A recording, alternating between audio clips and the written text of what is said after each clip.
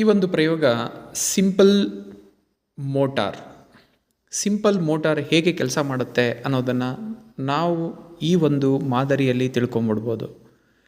So ಸರಳ motor, ಒಂದು ಅಯಸ್ಕಾಂತ ಇದೆ. ಅಯಸ್ಕಾಂತದ ಮೇಲ್ಭಾಗದಲ್ಲಿ ಸುರುಳಿಯಾಕಾರದಲ್ಲಿ ಸುತ್ತಿರ್ತಕ್ಕಂಥ ತಾಮ್ರದ ತಂತಿ ಇದೆ.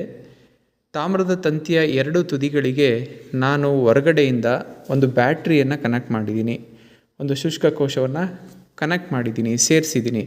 ಸೊ ಸೇರಿಸಿದಾಗ ಇದು ಪೂರ್ಣ ಮಂಡಲ ಉಂಟಾಯಿತು.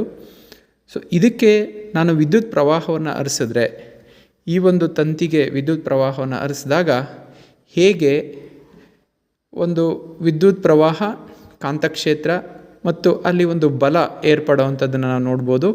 ಸೊ ಕಾಂತಕ್ಷೇತ್ರ, ವಾಹಕದ ಚಲನೆ, ವಿದ್ಯುತ್ ಪ್ರವಾಹ ಒಂದಕ್ಕೊಂದು ಪರ್ಪೆಂಡಿಕ್ಯುಲರ್ ಆಗಿ ಅಂದರೆ ಲಂಬವಾಗಿ ಹರಿಯುವಂಥದ್ದನ್ನು ನಾವಿಲ್ಲಿ ಗಮನಿಸ್ಬೋದು. ನೋಡಿ, ಇದಕ್ಕೆ ವಿದ್ಯುತ್ ಕೋಶಕ್ಕೆ ನಾನು ಕನೆಕ್ಟ್ ಮಾಡ್ತಾ ಇದ್ದೀನಿ. ಏನಾಗುತ್ತೆ ಅಂತ ನೀವೇ ನೋಡಿ. ಎಸ್, ಸೊ ಅದಕ್ಕೆ ಒಂದು ಬಲ ಉತ್ಪತ್ತಿ ಆಯಿತು. ಆ ಬಲದಿಂದ ಅದು ಚಲನೆ ಆಗ್ತಾಯಿದೆ.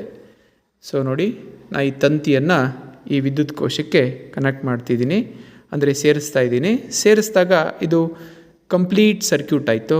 ಕಂಪ್ಲೀಟ್ ಆದಾಗ ಅಲ್ಲಿ ಒಂದು ಬಲ, ವಾಹಕದ ಚಲನೆ ಉಂಟಾಗೋ ಹಾಗೆ ಒಂದು ಬಲ ಉತ್ಪತ್ತಿ ಆಗ್ತಾಯಿದೆ. ಕಾಂತಕ್ಷೇತ್ರ, ವಿದ್ಯುತ್ ಕ್ಷೇತ್ರ, ವಾಹಕದ ಚಲನೆ ಒಂದಕ್ಕೊಂದು ಲಂಬವಾಗಿರುತ್ತದೆ. ಸೊ ಇದನ್ನು ಈ ಸರಳ ಮೋಟಾರ್ನಲ್ಲಿ ನೋಡ್ಬೋದು.